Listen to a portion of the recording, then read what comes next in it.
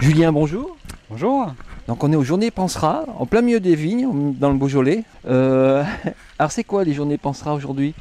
Alors les Journées Pansera, c'est les premières Journées Pansera qu'on arrive à organiser maintenant avec notre réseau. Donc ça fait 4 ans qu'il existe et il a pris de l'essor suffisamment maintenant pour pouvoir avoir les épaules assez solides pour organiser ces journées. C'est vraiment des journées qui sont dédiées pour le développement professionnel continu des conseillers pédagogiques dans l'enseignement supérieur. C'est vraiment pour animer la communauté nationale sur ces questions. Donc vous attendez combien de personnes aujourd'hui dans ce magnifique coin?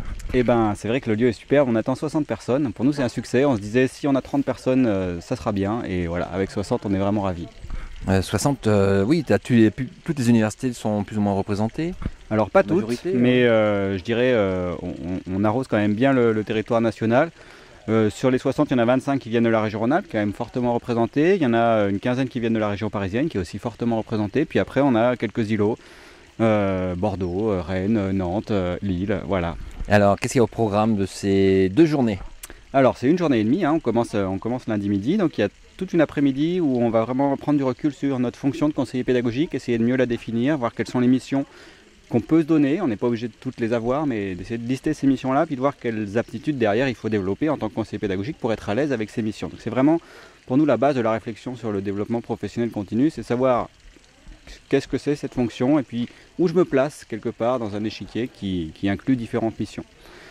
Demain, il y a une matinée qui est vraiment consacrée à une personnalisation, donc des ateliers à la carte. On propose 4 ateliers et puis chacun va, en fonction de ses souhaits, ses lacunes aussi, va pouvoir effectivement commencer un travail d'approfondissement de certaines notions. Et demain après-midi, donc pour clore ces journées, il y a Christelle Lison qui nous vient de l'université de Sherbrooke, au Canada, au Québec. Hein, voilà, t'es abonné au t-shirt. Je suis obligé. Et qui va essayer de nous parler de quelque chose qu'on rencontre peu en France, ça s'appelle le SOTL, le Scholarship of Teaching and Learning.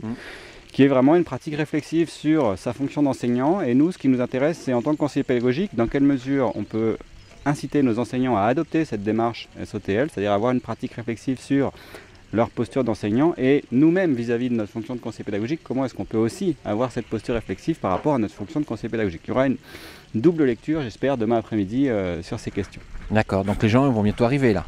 Donc voilà, les gens arrivent, Tout est prêt. C'est vrai qu'on est un petit peu loin des grandes routes d'accès, donc on a quand même bien organisé les choses.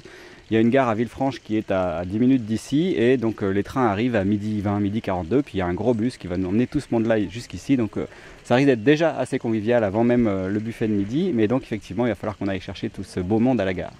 Merci Julien. Je t'en prie Christophe, au plaisir.